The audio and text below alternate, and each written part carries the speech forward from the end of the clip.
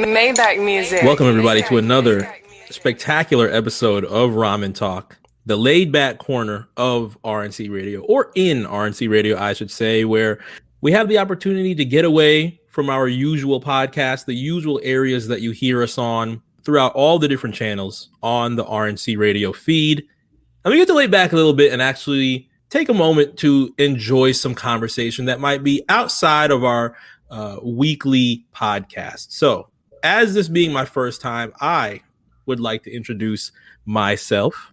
If you have been listening to RSPN, if you have been listening to I Am Not a Genius, I am my man MC, and I will be joining you with a very special guest this week as we are highly excited for tonight's Verzuz between Rick Ross and 2 Chainz. You will be able to hear it later on tonight at 8 o'clock, whether you do it on Instagram. I specifically, if you are a little bit familiar with the things that I love the most, I would highly suggest staying away from Instagram and getting into more of the Apple Music, Apple TV type of deal. But that's just me.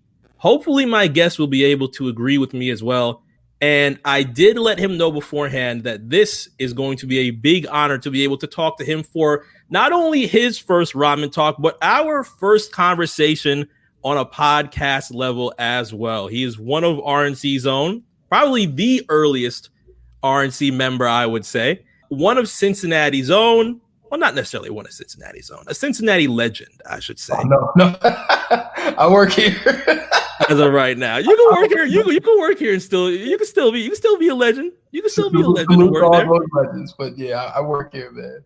The A Plus is with me to be able to discuss our excitement of what is going down on Verzuz tonight. Plus, how are you?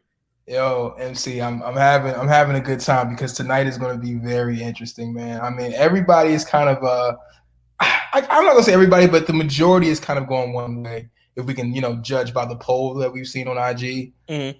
But I think it's gonna be fun, man. I think it's gonna be a good time tonight. I'm gonna enjoy it. Checking Verzuz Instagram page as of right now, they already set up a who you got. As of right now, as we're recording, Rick Ross is winning 71 to 29%. I'd say in the RNC feed, it's probably 90 to 10. But that isn't anything too disrespectful to 2 Chainz. I want to put that out there very specifically. Yes, because I don't want to say that 2 Chainz catalog is thin, but up against Ross, it just seems like the weight, no pun intended, of Ross' catalog is just, it kind of rather large. It outweighs tits, man. I'm sorry. Now, usually on these episodes of Ramen Talk, these normally started between myself, Johnny Five, Cyrus on PlayStation, where we would do J5 would always get a bowl of ramen as we would play WWE 2K19, and we would jump in and have conversations about it's usually on a Friday evening, Friday night, maybe a little bit of a Saturday action, and we'd have some conversations that would be relaxing to us. Unfortunately for me, I have not stayed within the tradition of Ramen Talk. I do not have a bowl of ramen with me. I ended up going with some smothered chicken, some rice, and some macaroni. Plus, what was your evening delicacy before we actually jumped on to do this Ramen Talk? So I just went to this place, and Cincinnati is like situated in what they call the other tri-state area, where it's like southwestern Ohio, northern Kentucky, and parts of Indiana as well. So I went to this one spot in northern Kentucky, Covington, called Libby's Southern Comfort. I mean, it's a quick plug. Don't know anybody there, but hey, it's pretty good food. Just got half chicken, half bird. Went classic. But it's funny because it's like it's like high price artisan fried chicken, but it's like in Virginia, you could find that bird anywhere. I'm not gonna lie. You can find. So just a heads up, this might be the slowest Ramen Talk episode as of right now because both of us seems like we're about to be Chappelle with the ribs right now. Oh, paralyzed as we are going to try and talk about the discographies of Rick Ross, the discographies of 2 Chainz as well. But before we actually do so, let me be able to explain why I said this is an honor to be able to have you on Plus. I kind of knew Plus before I knew Plus, and I didn't 100% know it until I was actually a member of RNC, and I kind of put 2 and 2 together. The one portion of the 2 that I put together is a mixtape that was very legendary to my teenage childhood.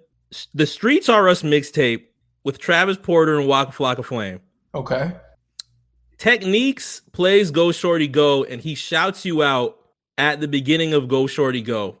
And I don't know if anybody has the opportunity to do so. It's actually on Apple Music, and more than likely it's on any of your streaming services as well, because Travis Porter and Flocka usually do a good job of clearing their mixtapes and actually having them available to streaming right now. But if you go and play Go Shorty Go, you're going to hear Techniques yell A+ what it do. And it wasn't until I actually got into RNC and saw you, and I was like, wow, this is the A+, and I never knew it. I'm going to be so 100 right now about this. I'm going to keep it so funky. That might not have been like in reference to me, because there's also that wasn't A+.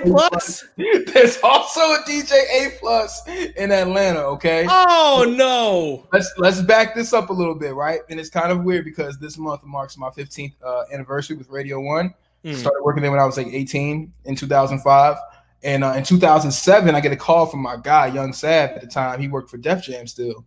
He's like, yo, are you mixing on HTA, which is the call letters for Hot 107.9 in Atlanta? Yeah. Like, nah, I mean, no. I'd love to, but no. I'm still at home in my hometown of Richmond, Virginia at the time.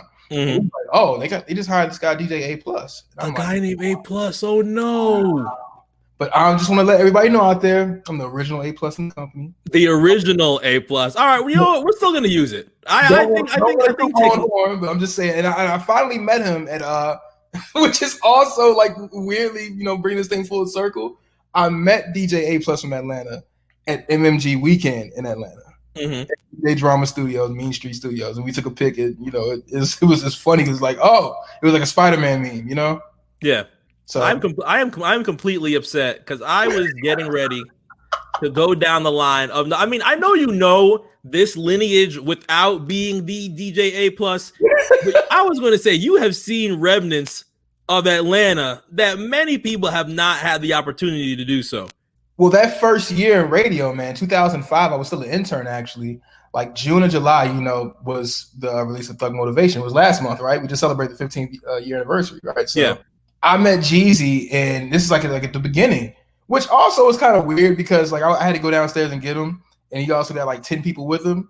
But goes back to like television making everybody like look 6'5" and way bigger than what they are. I was like, wow, I'm almost taller than Jeezy. I was like 18, but it threw me off. Like it completely threw me off. But nonetheless, like it was dope meeting like guys like Jeezy and I met Q-Tip like my first day as an intern, yo. Mm-hmm. Like I was like, okay, I'm never leaving here. I'm gonna stay here as long as they can keep me. How was that? Was he an enjoyable conversation? Yo, he was kind of cool. Like I didn't really talk to him much because I was like, trying to be a fly on the wall, like not like talk Q-Tip's head off. But you remember that song For the Nasty he had with Busta? Yeah. So it's around the time like he was initially promoting the Renaissance, which didn't drop for like 3 more years until Obama was elected. I think it came like 2008. Yeah. Yeah. So it was super cool to meet him, but yeah, it was like hella random. But I never stopped coming back to the station after that night. Would you say that interview, Jeezy wise, was a little bit more of an enjoyable experience than the Gucci interview? Oh, infinitely. Oh my God! If you want to talk about that for a second before we get into the discographies, like, sure. So I mean, it started to recirculate like maybe 2-3 years ago, and like the craziest interview. I think Five has it in his notes somewhere and just pulls it up whenever it's referenced. So like it just started to pop up in these YouTube compilations of like crazy interviews ever or whatever. But the whole thing happened because this happened on a Sunday, right, in Richmond back in 2010. And the Friday prior to that Sunday, Vibe magazine had put out this interview with Waka, where for the first time ever he detailed conflict with Gucci, how he didn't, he hasn't spoken to Gucci in months and whatnot, and they weren't on the same page. So was that the time Truth came out? You said the Truth, the Gucci diss? Yeah. And this is like 2 or 3 years before that. This is like 2010. Oh, okay. This is like peak Waka. This is like Hard in the Paint. Yeah. So me being an Uber Gucci stan, I did like a rookie move. And at this point, this is like 5 years into my career, but I was still part-time at the time. But this is how much respect I had for Gucci. So I fucking showed him a paper of what I'm about to talk about. Oh no. And like it has another walking situation. So he looks at me, he looks back at his man. Like, what? And this is like seconds before we're going back on the air. And like as soon as I'm turning the mic on, he gets up from the chair that everybody, saw in the video. And I'm like, what the hell was that? And like I'm on what the hell was that? I'm on the air like scrambling. I think I said like 12 words and put another song on and like try to figure out what just happened. Well, for the most part, I would say LeBron Flocka James too was whooping his ass as of right now. So he's completely understood that Gucci would want to get up and walk out. He was on fire. Waka was killing shit. Now, as that is going down in Atlanta, 2 Chainz around that point in time that Plus is talking about is actually going to start giving himself a second chance, probably one of the biggest second chances that we have seen in rap, essentially, where he's separating himself completely from DTP. The things with Player Circle are not really working out as of right now with Def Jam. And he wants to do a little bit of a rebrand. And that rebrand ends up working out very well for 2 Chainz. We'll get to that very briefly. But about 4 years prior ends up being the area where we actually get introduced to Rick Ross. And for me, this becomes an area where I'm like 15 years old in South Florida. The Heat just win their first NBA championship, so it's pretty big out here. I'm probably living in Florida for, when did I move here? Christmas 2003. So this is my probably like my two and a half years out in Florida. And at this point, Pitbull is still a rapper. Flo Rida is on his way. Po Boy's really making noise. Briscoe has one of the craziest Wayne features. And this is a point in time where Ross is starting to get a little bit of Heat at 99 jams. He has the mixtape of the Port Miami prequel with DJ Khaled. And more than likely, if you have that mixtape or have heard that mixtape, you have heard it's the DJ Khaled Dawn Dada, Big Dog, Pitbull, Terror Squadian, a.k.a. the Beat Novocaine, a.k.a. shitoniggas.com, a.k.a. lit. Please keep in mind, Khaled was saying nigga in 2006 if you did not know this. But this is a really hot time for Miami rap. And Ross ends up being at the big forefront of this. Not only with the Port of Miami mixtape, but Khaled drops Listen, the album, which is not available anywhere in streaming as of right now. Man, it's frustrating. It's very difficult to be able to play Born and Raised. He might have that on some type of weird compilation project if you find it on Tidal, if you find it on Spotify. But those end up being some of his first verses before you actually do get Port of Miami and the I think around this time that summer in 2006. Yeah.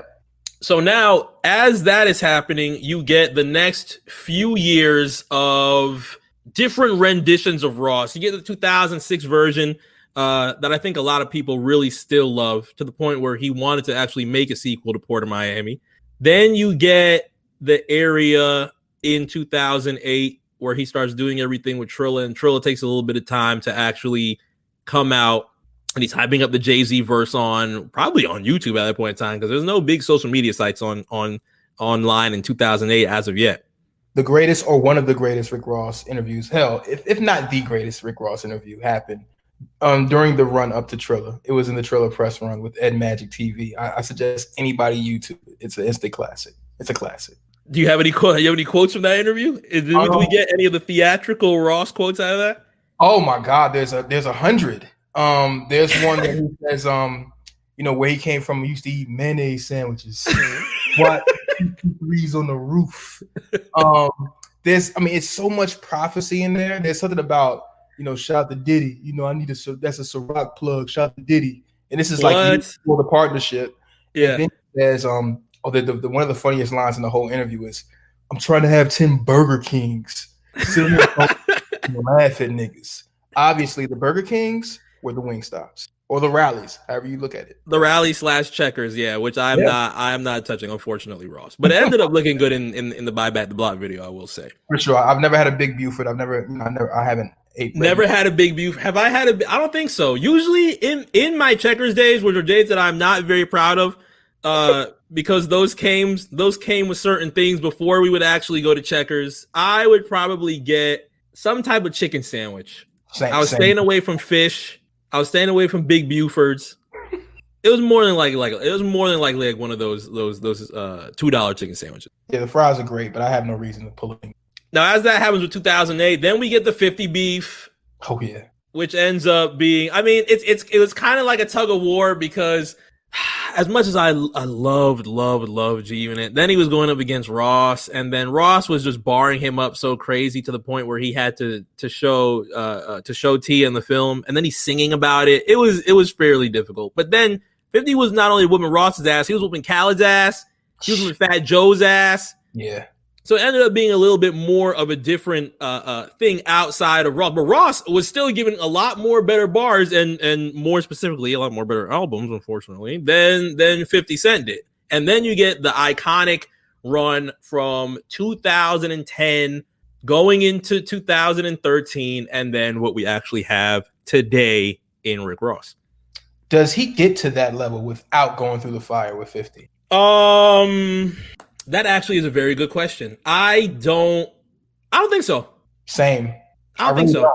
I think you have to go through something really to get to that level sometimes. You know, now that's not always the case, but something has to happen, and something had to happen for Ross to like transform into one of the genre's elite, you know? And that happened like right as, you know, Deep in the Rap dropped, and that next year, 2010, he just took over. I started thinking things were going to slow up when I started seeing I believe it was a Trapaholics mixtape, and the title for the Trapaholics, it was a Rick Ross mixtape. Okay. They usually used to do artist mixtapes, but the title was Po Boy or Po, and it had Rick Ross half in a suit and then half in a police uniform. And I said, "Oh no, this is going to end. This is not going to end very well." It looked. But then once I heard, what did he spit? Once I heard Valley of Death, that verse on Valley of Death, I was like, "Oh, all right, cool. I'm about it." We said, "I'll shovel shit. I'll see you." So we can all bow our heads over to Meatloaf. I was like, all right, why not? Sure. So then with that comes Diddy writing for Diddy, damn near trying to morph into the Notorious B.I.G. on Angels. Oh wow, that verse was epic. I would say 2010, Ross's 2010 is probably one of the best year runs in rap. Shit, that Hard in the Paint freestyle, that was hard. No pun intended. Yep, that he hopped on. Oh, let's do it. Him being with Diddy made such a big difference. Not only for Rick Ross's perspective, but for Diddy's perspective as well, because he really hung on to a lot of that style of when he was on what did he do? Last Train to Paris. When he was grunting throughout Last Train to Paris, I'm like, oh, okay, you must really like the Ross vibe. But Ross had opportunities to write verses for Diddy in between that time. So now you have Diddy hopping on remixes. He hops on Hello Good Morning and does that remix, and you get a whole lot of epic stuff from Ross as he's looking to the other side of Def Jam and he's seeing Jeezy struggling to put out TM 103, and that's where we get one of his better quotes again. And honestly, Ross Ascension, which I was about to say, it also coincides with, you know, the confusion surrounding why Jeezy, you know, the delay, let's just say the delay around 103, Wayne's bid in New York, and T.I.'s second, I think it's T.I.'s second bid. T.I., after doing his first bid, then feeling like he was free at a certain point in time, then gets caught with guns again, drops No Mercy, and now is gone once again. I really wonder what would have happened to T.I. at that point in time if he actually stayed and did his just year and a day and then just cleared it after that. I think there would be you would see T.I. probably that run would be extended probably well into the late 2010s. Mm-hmm. Kind of like he focused more on the TV and other ventures after like No Mediocre. I felt like No Mediocre about the money's around the same time, right? Yeah, like 2014. Yeah, after that he just kind of like, you know, fell back. I knew things were in trouble when I heard the hook with Chris Brown and he says, "Hello out there, can you help?" I'm like, oh no, it's over. The No Mercy album was just like him looking down like, it's like, fuck, I fucked up. If you look at the No Mercy cover, it's just him like, ah, shit. I know. He's like, I know. And he is that what it should say? Instead of no mercy, just be I know with a period at the end. That would have been a way better alternate title. But then he tried to get hype on certain songs. And he had Pound Bottles with early 2010 Drake, which is still a very awkward listen to jump into from certain points in time if you actually are jumping into Drake versus outside of things like 9 a.m. in Dallas and the things that he is accustomed for in 2010. You kind of get the awkward ones with that Lose My Mind remix. You get the one with Poppin' Bottles where it just sounds like dated Drake. Yeah, it's a lot of yes. The flow, yeah. Yeah. Do I like them hoes? Kind of sorta. And I'm like, huh? Imagine him saying that in 2020. We're getting a whole verse. We get songs dedicated to him at this point in time. Yeah, I think Drake was trying to find his way through misogyny in hip hop. Through misogyny.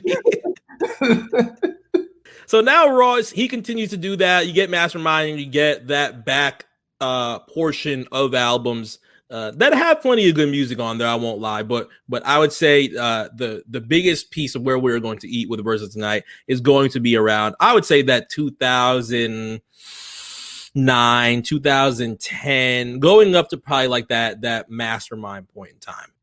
The word we're overusing ever since the Verzuz IG post dropped is just in favor of Ross's catalog. Like, we're just thinking of just the sheer amount of songs we can pick out of Ross's catalog, whether it's from his discography, whether it's, like you said, from Khaled, his features. It seems like it's just too much for Tit, but Tit's features too, especially that initial run in 2012. I mean, it's a time capsule of sorts now, but them shits were hidden in 2012.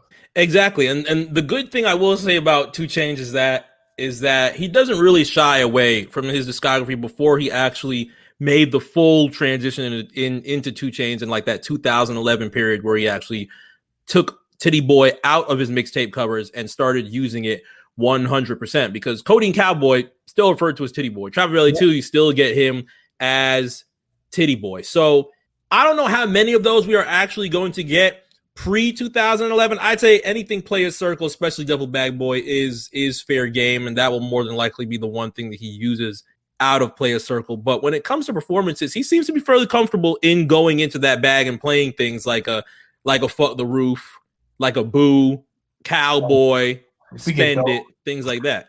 If we get those selections, yeah, I think people going forward can take notes from Snoop and how he kind of play to his strengths. I mean, Doggy Style and The Chronic are like the peak of his catalog. So, he kind of stayed around those 2 albums for the most part. Stay around, Codeine Cowboy, True Religion, and Boats. I'm still a little bit upset. With Snoop. But anyway, about what though? The 15 Doggy Style tracks. I mean, it's kind of like 2K when you're hitting that 3 in that corner each point in time, and DMX like, come on, bro, you gonna hit the same 3. And he was like, hey, you gotta stop it. You gotta stop him and just keep shooting it. So you're saying Snoop was playing like a little brother or cousin? Like, and it was hitting Doggy Style tracks. I'm like, come on, bro. We can't get It Blows My Mind one time. Oh my gosh. Yeah, he left everything out there. I think post Beautiful, post Drop It Like It's Hot. We didn't get anything Blue Carpet Treatment. Great album too. We got one song off RNG. We got, well, obviously nothing off Ego Tripping. And then anything after that, didn't really get too much portions of it. It's 15 Doggy Style tracks. We got Lay Low, Down For My Niggas. What else? Yep. The random song I Love It. Well, no, it wasn't I Love It. The East Side song. Yes. I heard Janae was crip walking on Instagram. I should have done the Instagram feed. Should have did it. Damn. That's the one thing that comes with the Apple TV feed. You don't get. Well, you do get comments, but you don't get the comments that actually end up getting screenshotted and memed the day after. I just can't deal with Instagram's feed. Yeah, the feed is just, I mean, on web it's a little bit better, but still it's just not as enjoyable as it is on Apple Music. Now, as we get and speaking of Apple Music, streaming finally got an actual copy of True Religion, his big 2011 mixtape. One of the biggest things that actually ended up setting him up to which is one of my earliest memories and one of my best memories of 2 Chainz, his SOB's performance. Wow. in New York City. That was around that time for sure. Yeah. And that was when those SOB performances were kind of like, okay, it was like a bidding war in the back. Everybody would show up that had a checkbook, and it was like, your moment that you arrived kind of back then, what it was looked like. I always think back to Drake's SOB performance and how Leo was backstage and how everybody else were there, and kind of like a crowning moment, Yeah, you hear him play Got One, and it ends up being an area where you're like, okay, this is a big Southern act. You don't know how it's really going to go over in New York City, which at that point in time in 2011, I mean, we still see portions of it where you kind of want to stay a little bit more New York centric. Although stations like, say, a Hot 97 or a Power 105, they get certain critiques of playing a little bit more towards the South than listeners would like to listen to. You still kind of raise an eyebrow and want to see how this type of act and this type of rap goes over in New York City. And you play Got One, it fucking blew the roof off. Yeah, I think, at that point, we started to realize you don't have to put Jadakiss and Fab on every Down South record that makes it up top. There was one point, like with the Wipe Me Down remix had Jim Jones, Jadakiss. It was like, to make it past the New Jersey Turnpike, you got to put somebody on these records. I think even New Yorkers got tired of that. They were like, all right, just give us the fucking record. We don't care about, putting our rappers on it. We'll still try to salvage our own style or make our own style out of what we have up here. We don't need to throw New York rappers on everything down south. And they started to feel guys like 2 Chainz and Future just off the merits of their body work alone. So thankfully, because of that, you start seeing on streaming, I think he ended up taking down, which one did he end up taking down? He ended up taking down Codeine Cowboy. It originally had, I think it had Techniques on it, or was it Scream? I can't remember. But he ended up taking down Codeine Cowboy and actually put up a version without a DJ on it. The version of True Religion that you'll see on streaming right now has no DJ drama, so it's a completely DJ-free version of True Religion, which is nice. I kind of like staying DJ as opposed to no DJ. There's only a few mixtapes that I will 100% do no DJ, and the one that will always come to mind is Migos YRN. I cannot do the DJs. That was just a busy ass tape with everybody on there. There's definitely 3. I'm sorry, Scream. I'm sorry. Was Darrell? No, it wasn't Darrell at the point in time.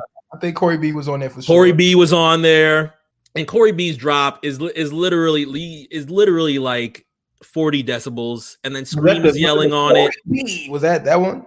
It was like it was that one, and then it was Corey B, motherfucker, and it's just screaming completely over Quavo, and I really just want to hear FEMA. I don't want to hear the I mean, I'm gonna say the most annoying and / entertaining drops ever on a mixtape got to be like the Trapaholics and DJ Rel on the Gucci tapes. The Rel, I didn't like the Rel drops. The DJ Rel sound like it came out of a fun house. Like DJ Rel, like where is that coming from? That's the early Rel. I'm talking about the DJ, motherfucking Rel, fucking Rel. Like, yo, how do you like you put the microphone on a corner and just he records it 2 blocks away? 2 blocks from the corner. But then Trapaholics drops was whipping his ass. You had all those Wilt Chamberlain tapes was like Trapaholics dropping new drop after new drop after new drop, and it ends up being things that are like mean right now. And they're early Trapaholics drops, not like the damn son, where'd you find this? Because exactly. That's Eric Edwards, who's who's the voice of Hot 97 and Power 106 in LA.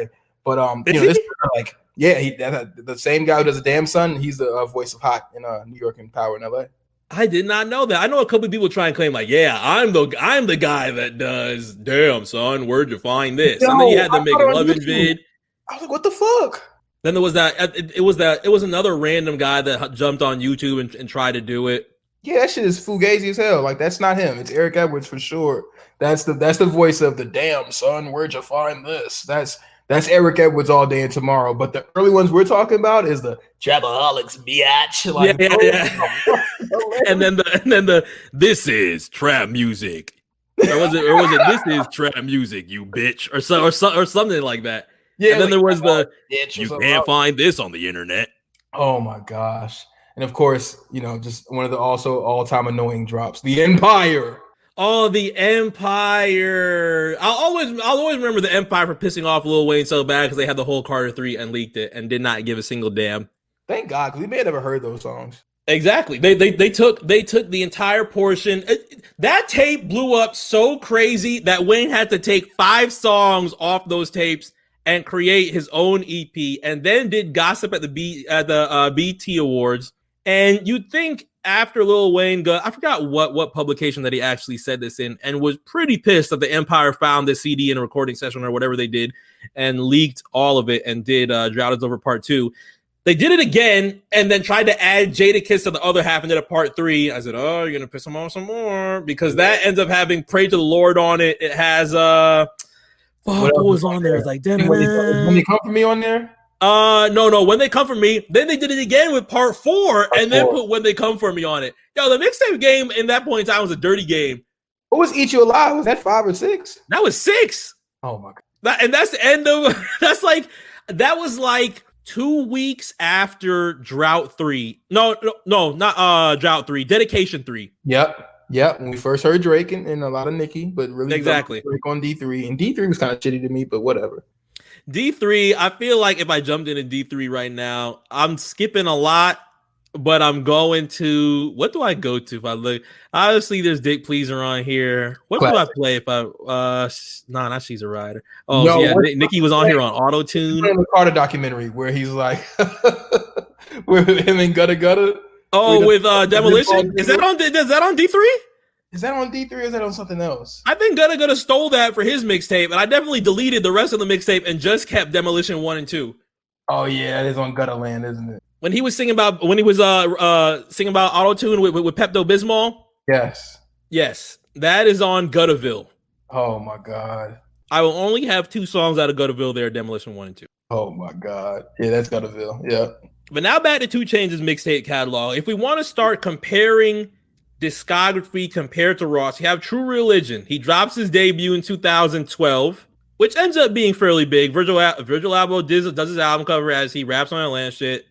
Big Def Jam release, because this is now some big money going into 2 Chainz. I'm looking through this. Do I count a lot that is going to be played tonight? Let's see. There's 1, 2, 3, 4. Okay, which songs here? I got No Lie's gonna get played tonight. Yep. Birthday Song's gonna get played tonight for whatever. I think Crack deserves a play, maybe. Crack might get played. I think I'm Different still gets played tonight. Yep. I just like Extremely Blessed. I can't put down my Radio Killer Chain. I just can't. My Radio Killer Chain. It might have been tucked in the closet for a little bit, but it still shines from time to time when it's time. Yo, Mike Posner made this album? Mike Posner. What is he? Well, actually, yeah, we just saw him walk across America. Oh, my gosh. Scarface is on here. Chris Brown's on here. 2011 Chris Brown. Still not too far removed from a lot of the idiocy, but still kind of deep in. Well, 2011 Chris Brown, you get Fame and Fortune. So yeah, he would have made the regular if it was, 2012 or 13. Yeah, 2011 Chris Brown is like that. Come on, fellas. And then just, hits a couple dances, samples SWV, and everything starts and gets a crazy Busta Rhymes verse and ends up going well at the end. But based on the true story, I feel like gets some good burn. I feel like based on the true story, gets some good burn tonight. Part 2, Me Time. I don't know. You could play. I don't know. I don't think you play 4 tonight. No, I actually don't think you play 4 tonight. You play Used To tonight. If you really want, I really hope 2 Chainz does not go down the, hey, let's compare Drake features bag and play I Do It. Oh, God, no. I don't want to hear that. Because Ross is going to whoop his ass. Yeah, it's unfair. He has, 3 to 4 to 5 records just off the top of my head that trumps that one. Anything, I saw people saying, oh, well, No Lie's an automatic point. Ross plays Free Spirit with Drake. No Lies out of here. Yeah, I'm not so sure about No Lie being an automatic point. I think Ross is gonna take a look at the biggest hits out of 2 Chainz, and truthfully, I feel like 2 Chainz is taking a look at the biggest hits out of 2 Chainz, and you're gonna start seeing what he can combat these features with. Because the only really big critique that I see out of Ross is the commentary that he's gonna end up playing verses from songs that he might not have been the biggest highlight out of, which could be some Khaled records. If you really want to say it, it could be I'm On One. But I'm on one is still going to get played, and it's still going to get Ross a point. Yeah, it is. It's definitely. I mean, that second verse on there, he held his own on that song. You know, Burning purple flowers is hurting your chest. You think I can't? You think I can't give a point to that? Come on, man. Like that right there. Like Ross is actually good at batting second on a posse cut. Yeah, he doesn't have to be last. I'm so hood, you know.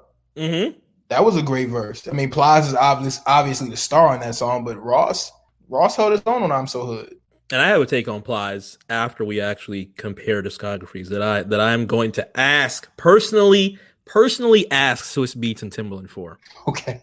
But after you get 2013, when you get Boats 2, I think only 2 songs come out of that. Out of the how much on here? 17 is not really that much that you play out of that. Freebase. I like this mixtape. I don't know if you play anything from Freebase in this 20. You get the Real University mixtape, which is another one with Bankroll and Schoolie. I love that mixtape. I don't know if he digs into this bag. And then from here in 2016, you get a couple of mixtapes that just end up being what is the remnants of Pretty Girls Likes Trap Music, which an album that I did enjoy, but that is really the bones of Collie Grove, Daniel Son, Felt Like Happen, Hibachi, and Trapavelli 3. All that mixed into that real quick. Daniel Son, what was it? Daniel Son, the Necklace Don? Daniel Son, the Necklace Don. And he's doing karate in the intro. It has Big Amount on here. Why is it showing so complete out? What am I missing? No, I don't think I'm missing anything out of here. One Yeezy Boots on here, Big Amounts on here. Ounces Back is on here. I have not revisited Daniel Son, the Necklace Don in a very long time. Felt Like Happen. This had the original motherfucking Right on it. Mm-hmm. Before he put that on Collie Grove. Collie Grove, I would say, has a couple records that I'd like to hear. Motherfucking Right, I don't know if he plays Motherfucking Right tonight, but you have Not Invited on here. You have 100 Joints on here. And I'd probably say those are the 2.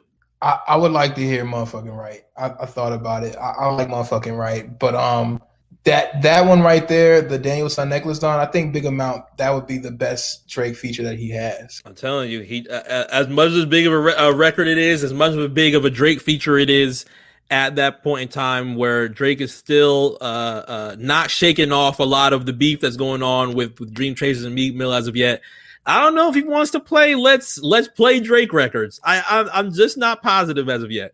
Yeah, it's unfair in Ross's direction. Like Ross has way too many, important Drake records. Mm-hmm. Now, Pretty Girls Like Trap Music, you can play plenty of songs off this. I feel like Good Drink gets played. 4 a.m. No, it's a vibe. It feels like in these verses, not everybody is going into their R&B bag after they saw Fab get demolished. I don't think anybody is really comfortable in getting into their R&B bag. But if you did want to play an R&B bag, 2 Chainz vibes, I feel like its vibe gets played. Yeah, and I think Good Drink is, even kind of a chill song for verses. Even though I would like to hear it, I think I'm almost inclined to say he has to play Good Drink. Now the part that is. Do I want to say a black eye on this? I am not positive. But before this, you get the Play Don't Care Who It Makes, the EP, which has Lamborghini Truck. I love Lamborghini Truck. Don't play Land of the Freaks. Don't play Proud. Don't play Okay Bitch. I don't want to hear a single record from Rapper Go to the League.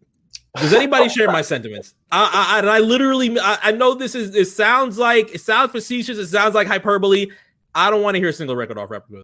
You know what? I would like to hear the beat that was in one of the memes when LeBron and 2 Chainz in the studio. That's what I'd like to hear instead of anything off of Rapper Go to the League. And it was served up to us as such a serious album. Like even on the artwork, it says 5th studio album, which might be a first. I don't think I've ever seen anybody like on the actual artwork. Of course, we've seen a sticker that may say, this is the end studio album, but like on the fucking artwork, do we have to know it's the 5th studio album? It's not that big of a landmark, man. It's just number 5. Possibly for 2 Chainz. It sounds so slanderous, but I think there's a point in time that maybe he did not even think that there was going to be a 5th studio album. In that case, then okay. But dog, like I salute him because he worked hard to get that 5th studio album. But it's just funny to me to see it on the cover. Like, okay, all right. The best thing about Rapper Go to the League is the Atlanta label jackets, which I probably am never gonna get. Yeah, that was the best thing to come out of that for sure.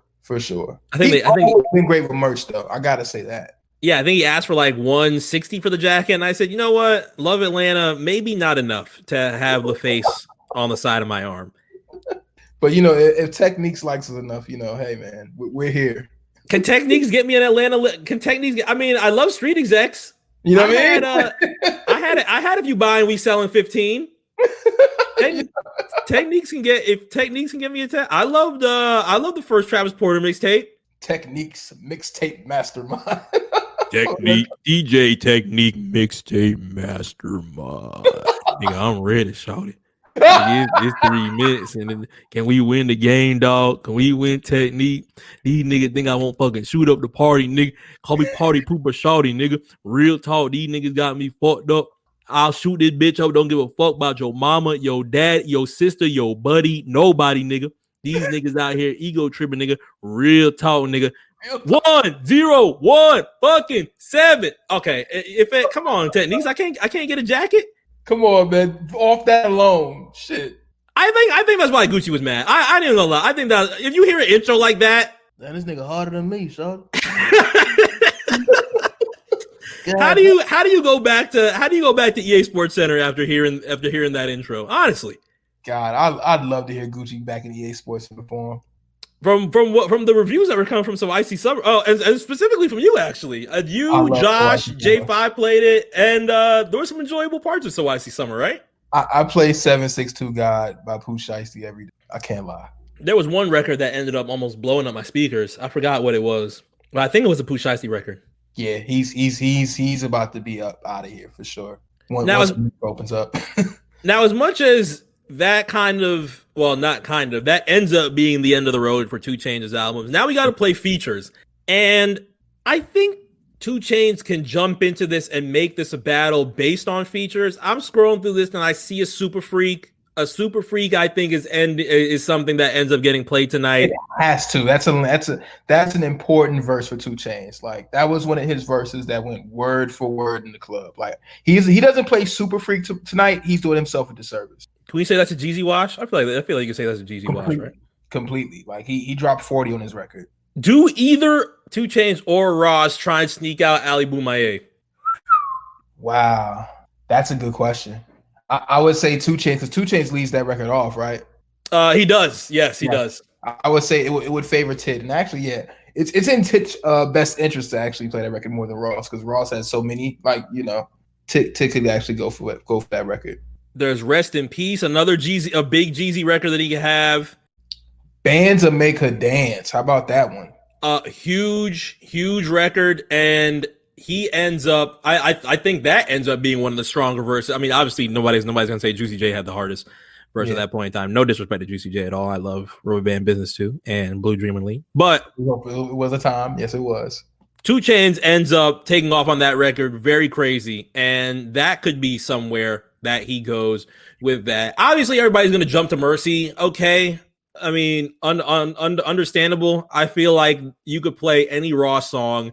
Well, I won't say any, but you could. There's a Raw song that can get Mercy out of here. Oh, for sure. Yeah, I don't think Mercy's an automatic point. I liked Mercy, but I never loved Mercy. Like, you know, there was a certain section that, like, you know, the same section that was on the floor at the St. Pablo tour that loves Mercy. You know what I mean? I'm just not of that section. There's Rich as Fuck, Lil Wayne and 2 Chainz. Yeah. I don't know if that makes tonight. I'd probably like to say, as much as Wayne gets shitted on for his post Carter 3 album discography, Rich as Fuck off I'm Not a Human Being 2 was a pretty big radio record for him, I'd say. Really big radio record, yeah. I would say one of, what was that, 14? 15? On I'm Not a Human Being 2? Yeah. I think that was 2013. 13, wow. Okay, yeah. So yeah, that was one of the last big records he had, I would say. You have some songs from 2009, Gucci of Pussy Rehab. I don't think he gets into his pop bag. I mean, I don't know if we hear Talk Dirty tonight. Nah. I don't think we hear All Gold Everything tonight. No B.O.B. getting played tonight. No Christina Aguilera getting played tonight.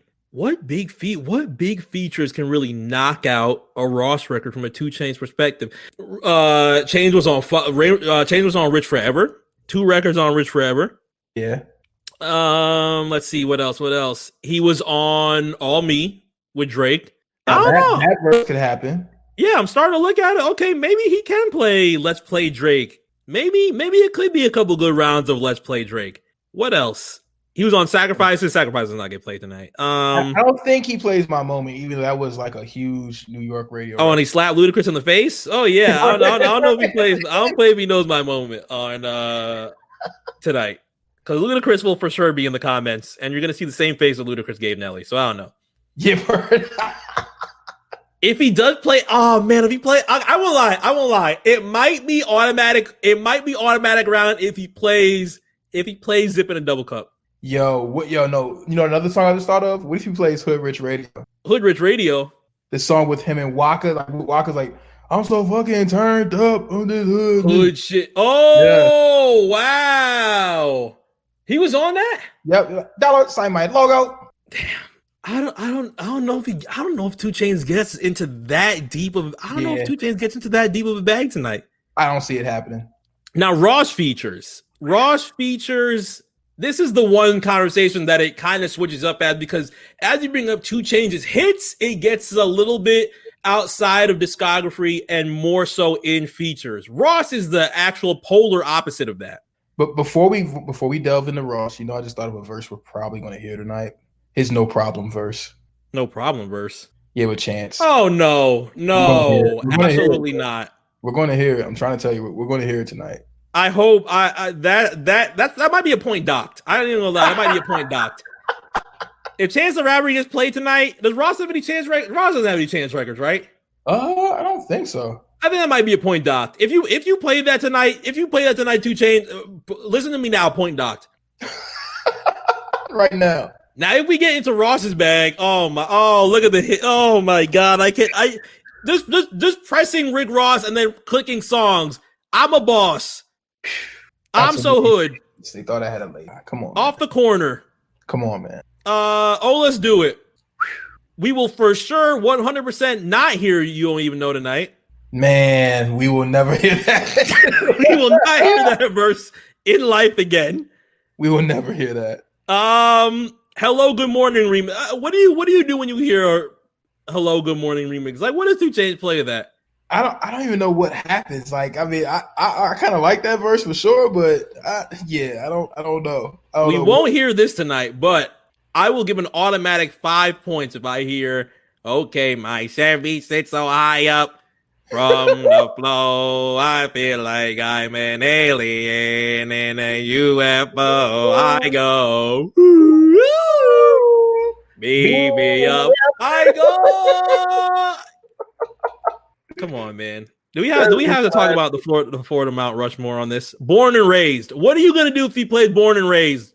This is his first year. Oh my God. Is that the verse he's like, I got road dogs doing that 20 to life. Try me and I'm gonna get 20 to night. This is early Ross. There's no album out. Please. There is no album out yet. You play Monster, what happens? Devil in a New Dress, what happens? Brown Paper Bag, Cash Flow. I'm here for Brown Paper Bag. I'm on one. He plays Fuck With Me, You Know I Got It. What happens? No New Friends, what happens? If I'm dropping my phone, if he plays John with Lil Wayne, what happens? Yo, still to this day, nobody's answered why was he in the wheelchair? Was that a shout out to the community? Because if so, very, very solid. Dog, what was the science behind that? That's him trying to buy into the Biggie bag, man. He saw the cane. He was like, nah, I got one better. Comes through in the wheelchair. Up the Annie. Up the Annie. Angels plays, Ambition plays, anything with, well, I won't say anything with Carol City. Let me run that completely back. I'd say the song with Gunplay, Be Like Me on Gunplay's out. If he plays Trap House 3, what happens? Bag of Money. Yo, I'm just scrolling through features. I'm not even, if you were to look at my phone right now, if I were to screen share my phone, all the names that I just named, and this is, the bar has not really got any bigger as of yet. Yo, Mark, I got a question. As far as the comments go on Instagram, do you think Torch is going to be in the comments? Oh, no. Oh no! Do you think? Obviously, whole slab has to be in the comments. Whole slab is there. He's working the Wi-Fi, so he has to be in there. Hey, hold on, boss. We got the connection right. Yeah. They're in the comments, Bam and Duar. What the fuck?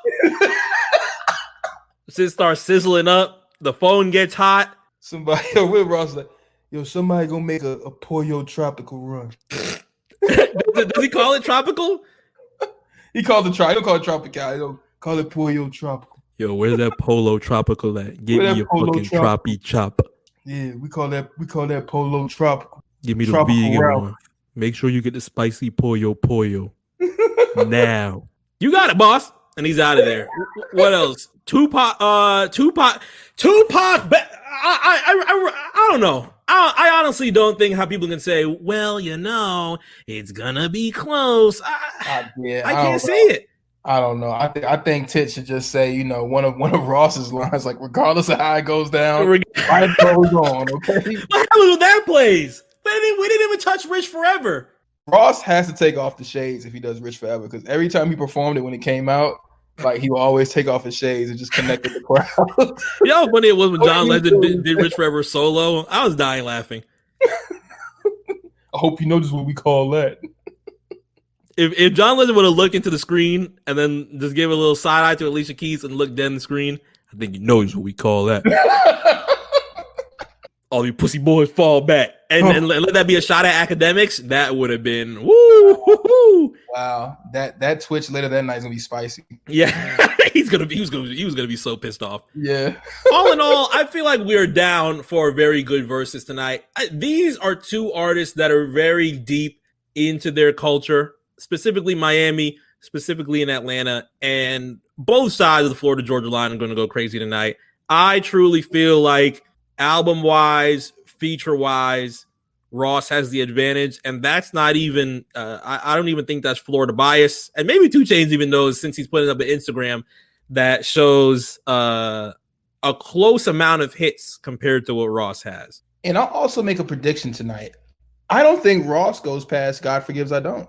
God Forgives I Don't is 2012. You don't think he plays? Okay, so if he doesn't go past that, we don't get anything off Mastermind. So you don't get Nobody, which is another Biggie embodiment. You don't get what's the record he has? You don't get Thug Cry tonight. I don't think he needs it, yo. You don't get Devil Is a Lie tonight. You don't get In Vain tonight. Walking on air so hard. Oh my god. With Jay than Devil Is a Lie. I mean, better records with Wayne. You don't think? I was gonna say, if he doesn't play Black Market, there's no Color Money. Yeah, and we don't get Color Money. I don't see that we're getting that. I would die laughing if he played Color. I'd die laughing if he played Color Money. Obviously, he's not gonna do a second verse because those are now amended. A bad future. Would I say a bad future record with Dope? It's okay. I won't say bad. Forgettable. If you do Rather You Than Me, there's no Santorini Grease. I don't know if he plays that in a battle anyway. Obviously, no idols become rivals. Yeah. Niggas, I love you, nigga. I hate how to come to this. Yo, I gotta play back Rather You Than Me, and Port of Miami too. I mean, this is I will say I probably revisited this album one time and that was it. So you don't get Act a Fool, you don't get the joint with Summer Walker, you don't get the joint with Swiss Beats. You don't get Gold Roses tonight. Rather You Than Me, honestly, is like the actual like mode of which Ross, the lane he should be in right now. Like that's great, like urban adult contemporary rap. You know what I mean? Contemporary rap. It really is though. Like, Apple of My Eye is one of the strongest records. I like that record better than the first one he did with Raphael. Yeah, when he does the Sadiq feature, the Anthony Hamilton feature, the CeeLo Green feature. Who else can he get at this point in time? Who else? I mean, we could put John Legend in that. John Legend feature. Yep. Who do I want? You think he gets a Music Soul Child feature? Can you imagine a Music Soul Child feature with Justice League? He would probably share some anecdote like, I had to sit in the back of the bus. You know what I mean? He'd probably say something like really revealing from like 10 years old on a Music Soul Child feature. Yeah, exactly. We're gonna get a very introspective Ross with a Music Soul Child feature. But who else? What's a good? He done Sadiq already. What's a good one? Yo, What's a good real one quick, like this is recently? before my career in radio, but I was working at DTLR in Richmond, and Music Soul Child had an in-store, and after it was over, he blew our bathroom up. But that has What? And then like dipped, like blew the bed, like he didn't give any forewarning. Nah, he just said, "Y'all got a bathroom?" Oh And no! he Was it even a good bathroom? Huh? Was it even a good bathroom? It was the employee bathroom, so no, it was. Oh, you blowing up the employee? He spray painted NWO all over the bathroom. Oh no! I mean, I did see the eyes. Maybe just. Oh no, I'm not gonna be. I'm not gonna be green. Who else can we get for urban contemporary feature? I'm trying to think. Who else? This is would Ross and Fantasia work? Imagine this area. On a I mean, that could be a good sample. Yep. Who else? A good I just want a nice vibe. I mean, he had Mariah Carey on Black Market, but then was that before or after he was talking about I'll eat you with your legs up, front to back, side to side, then I'll blow all in your butt. I was like, all right, you know what? Maybe I don't want this, Ross. Yo, real quick, which brings me back to another record from early on that we talked about recently. Oh, let me hit you from the back. Cockula. I was like, whoa. It's like me. I'm like 15 hearing this. I'm like, whoa. And yo, I wonder what's the genesis of the Runners drop. Like, was some nigga in the studio drinking Sprite and he just went, like, what's a bigger drop? That drop or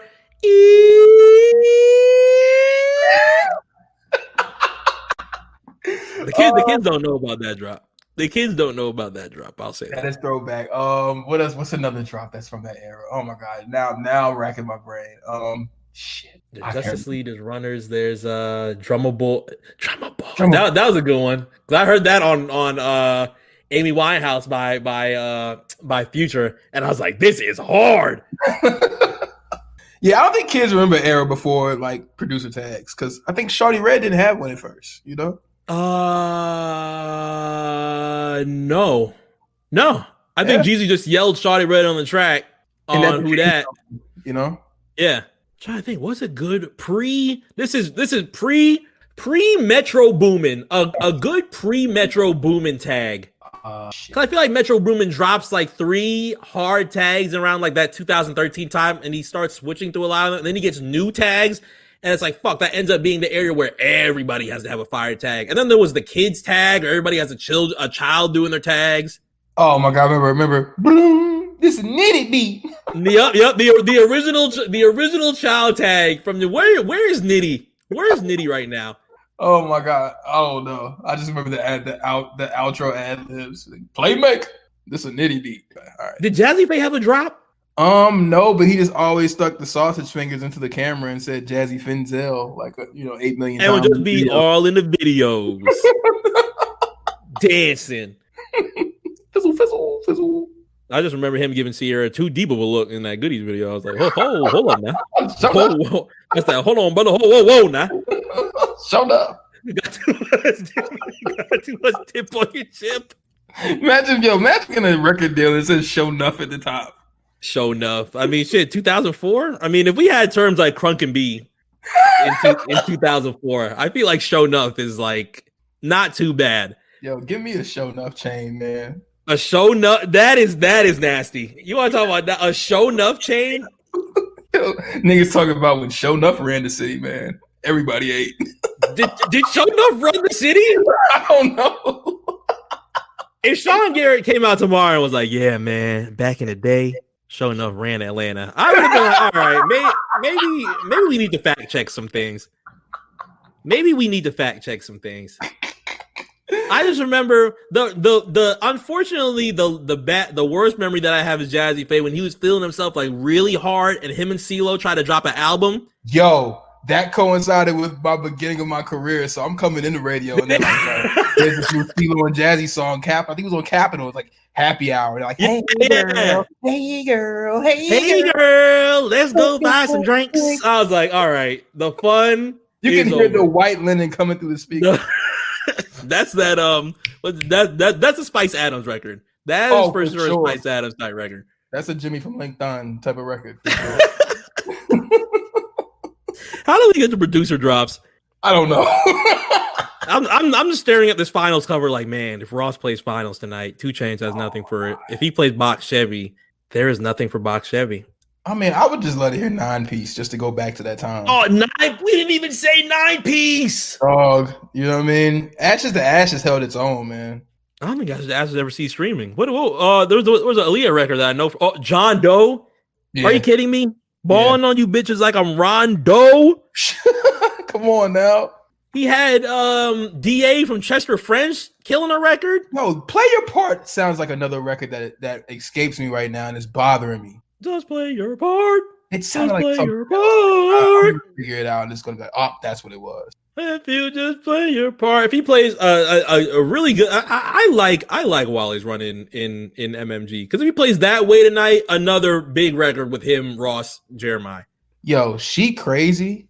After crazy, like 10:30 at night, pulling into a Wawa, makes you really reflect. Hey. is that the one where you ride down and try to make it look like you're in a music video? You gotta look out the window, but careful. Yep. You exactly. You guys the road too long, but yeah, for sure. A record that will never see the light of day because of events, events, and uncles. Right. But who knows? Maybe one day. I feel like he might have tried to front for how long ago did Aaliyah come out? 2001. The self-titled album was 2001. Yeah, he might have tried to front for 20 years. I think that money's drying up. Come on, bro. Go ahead, come in and get some of this Spotify money. They're throwing it away. I think it's happening too. I think they're about to put it up there. Please, I need that immediately. Come on, Blackground. Josh had given us a little bit of a hint that it's on the way. But if they're going to do that, don't block the rest of Blackground. Like, JoJo's been begging for her 2 albums for like a decade. Please give her back her album so she doesn't have to re-record the albums. Timbaland's first three albums. I can't find Up Jumps the Boogie nowhere on DSPs, man. Yeah, it's not on streaming. That ends up getting released if they do a Blackground deal. Tank's first album was on Blackground. Yep. The Romeo Must Die soundtrack. Romeo Must Die soundtrack was on Blackground. Once DMX played Come Back in One Piece tonight, I'm like, you know for a fact this isn't going on any playlist, right? Because this is not on streaming. Word. What else was Black? I think that's mainly it. I always remember JoJo, Timbaland, Aaliyah. The Buff Timbo era is on here. Shock value. It was an Interscope release too, though. But so, yeah. I think Interscope helped Shock Value end up getting on. Yeah. End up getting on to streaming as of right now, which very big album for me at 16 years old, I will say. But yep. And hopefully Interscope diet, let's be clear. An Interscope diet. Yeah, man. I mean, come on. Timbo was getting cut at one point, Dr. Dre. Oh, yeah. Obviously, there was some type of like Interscope like diet. Mm-hmm. I don't know what. I'm just not gonna put it out there as a conspiracy theory, just saying. I mean, at that point, Timbaland was also on his own specific diet, and that is also the album where Justin Timberlake disses Prince. Kind of awkward. Who was Nelly Furtado dissing on that album again? 2000s. Say it again. What the fuck was Justin Timberlake doing sometimes in the 2000s, man? Ended up. For Future, Sex Love sounds to be as big as it was. He really started feeling himself dissing Prince. And that was when Timbo dissing Scott Storch. Who did he have in the background of that video also dissing Scott Storch? What was his name? DOE? Yeah, was that DOE? I think it was DOE. And that was the muscle in the background. Oh my god. And was it Sebastian too? Was it Sebastian? I can't remember. I just remember them having a Piano Man video on YouTube, and they were dissing Scott Storch, and I was like, I mean, I'm really young on the point in time, so I was like, oh, that's pretty funny. But then I can't remember if Nelly Furtado was dissing anybody on that record. I don't think so. She was killing it with Loose. I don't think she had anybody to diss. But then you had If Sexy Never Left, then why is everybody on my shit? Hey man, let's not forget about her Get Your Freak On remix. Get. That is also not on streaming, which ends up, isn't that the birth of Remix? Yeah, I want to say at the beginning, that's the first one. They want dance. Get somebody. What was that on Tomb Raider soundtrack? Wow. I think it was Tomb Raider when Angelina Jolie got the role. Wow. But again, these are areas where we got completely off track from Ross. It's gonna happen. And 2 Chainz. When we ended up going discographies and ended up going into areas of producer drops. I want to get back into that producer drop back because I know for a fact that there's something we're missing. Fat Boy has a good drop. Fat Boy has a good drop. Fat Boy has a good drop. Wow. There's somebody. Lex Luger didn't have a good drop at early because the only thing that you heard. Well, actually, no, he had that nigga Lex Luger. Yeah, he had that early. But was that the beginning? Like I think like his initial drop was like the.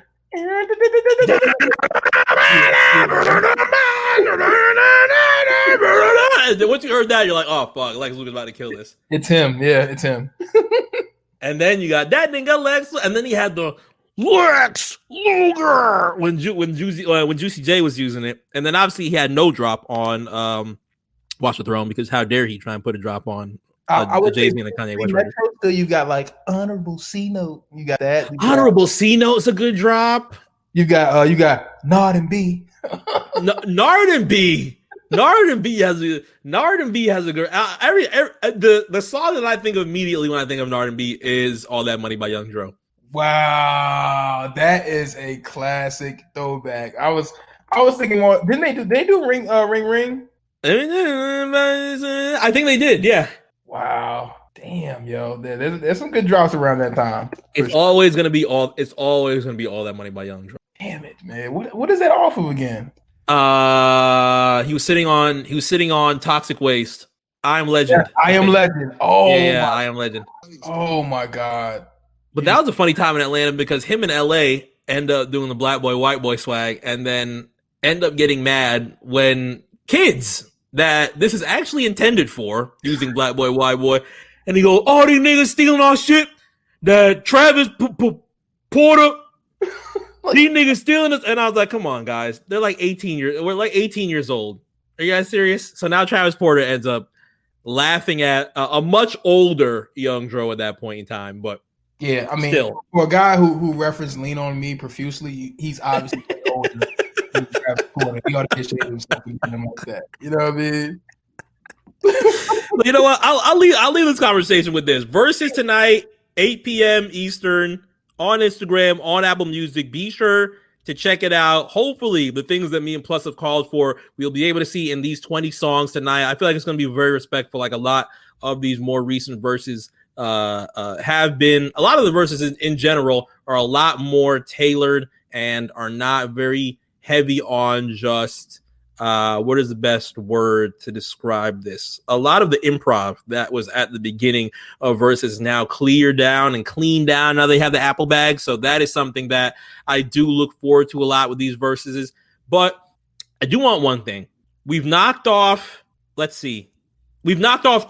of the 4 of my Florida Mount Rushmore on Verzuz. Okay. T-Pain's already went. Ross has went. Yep. I want Plies on a Verzuz. Who does Plies go up against? I want it to be somebody from Atlanta. Wow, who is that person? Wow. Who is the equivalent or comparable? I want Plies to face Jeezy. Who's comparable to Plies? Hold on. Jeezy, right? I was thinking Jeezy, but I don't know if that's like, that may be even.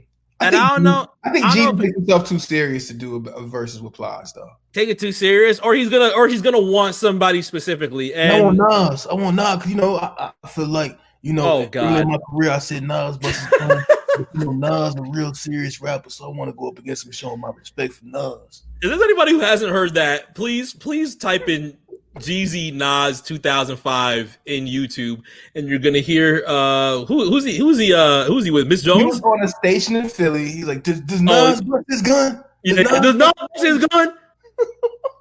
Shit, Nas say hip hop is dead. I say he's alive. He got a problem. Tell him, go get at me. Does Nas bust his gun?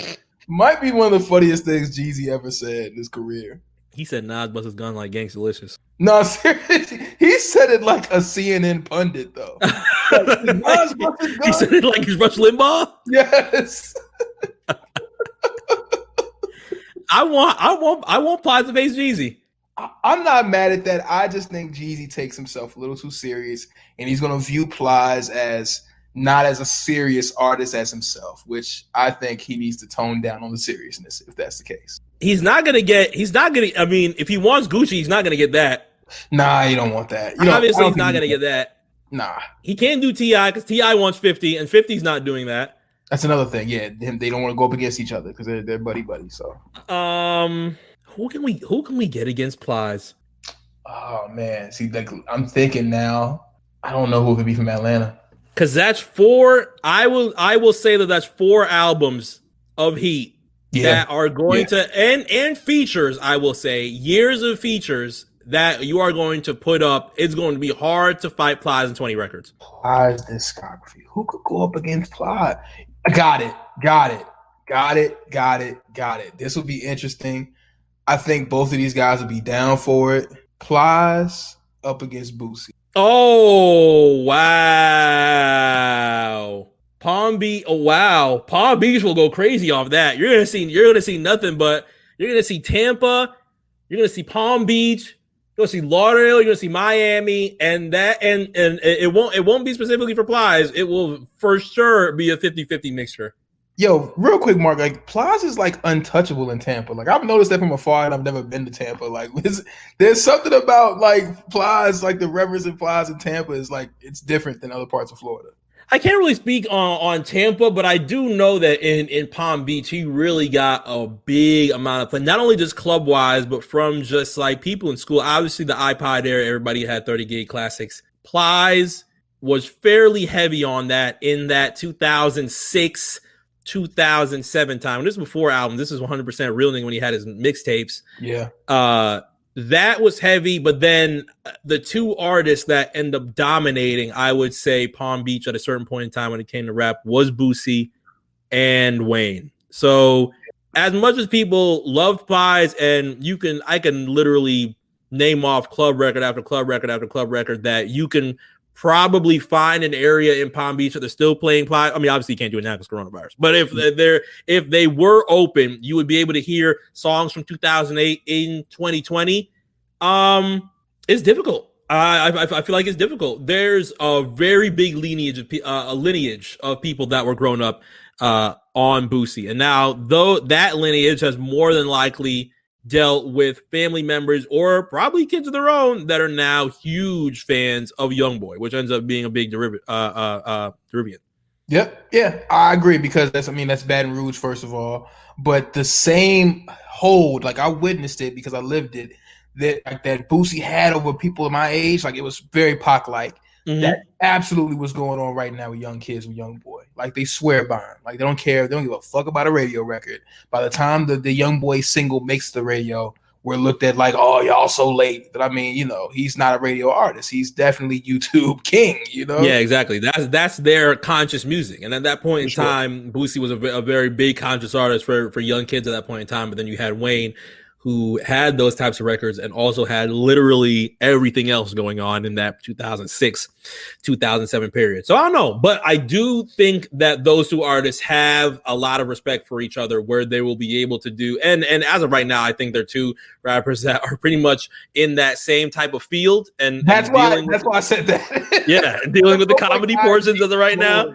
So that is good. Kings. Plies and Boosie. Yeah. Yeah. Yeah, I think so. Swiss and Timbaland, if you do take that, I hope you have the 700% ready. We need that all day tomorrow, or at least give us the Verzuz post game. Oh, Verzuz post game? Yeah. If you can give RNC Radio a Verzuz post game, come on. Just tell Tim Cook, hey, I got some kids that you might want to put on Apple TV. They're going to be able to break it down post game for us. They're definitely people that you want to listen. And Tim will go, all right, well, go ahead. We'll give the TV to them after the game, and then you'll see all of us on cameras going crazy. Actually, we won't go too crazy. We won't go too crazy. I promise, Tim. One of our guys, that we admire in the field of sports media, Stu Gotts. He kind of willed a 30 for 30 to happen with Mike and the Mad Dog, and I feel like he didn't get the credit for it. So what happened here, poor Stu. Boosie. Trust me, we're going to come back to this, and we're going to make a big fuss about it. Our own 30 for 30 on Plies versus Boosie. I can make that happen. We need that. We need that. Well, on that note, plus I love being able to have this conversation with you for our first time, more specifically our first Ramen Talk. I will say, I think the itis is giving me Music Soul Child eyes right now. So we might have to sign off. But again, very big honor to be able to discuss this with somebody who I have the most respect for music-wise, because I've said this in portions, in times before. I feel like there are people that study music at this point that you start losing a little bit of it as music evolves and changes into different areas where consumption is a whole lot more, and we get albums in different ways, and now there's deaths of CDs and deaths of mixtapes. To be able to have these types of people and these types of mindsets in the music realm is something that I love a whole lot. So again, love having to be able to have these conversations with people that love music as much as we do at RNC. Bro, it was an honor and a pleasure, man. We have to do this more often. You know, we talk music a lot, but we definitely should, share these combos, because I mean, I think we definitely have a certain affinity, a certain love for music in a way that, I think a lot of others do. So I enjoyed it thoroughly, brother. Anytime. Absolutely. Now, on that note, if you guys are not following the RNC Radio Live page, make sure to follow at RNC Radio Live on Instagram for all the latest and greatest in our playlists and podcasts. You will hear another Ramen Talk very soon. Who you'll be able to hear on it, you never know. Ramen Talk is a very fun grab bag of different conversations and different groups of people in general from the RNC Radio team, as well as the RNC Radio family. So you will find out who will be next with their bowl of ramen on the RNC Radio feed. And on that note, we will see you next time.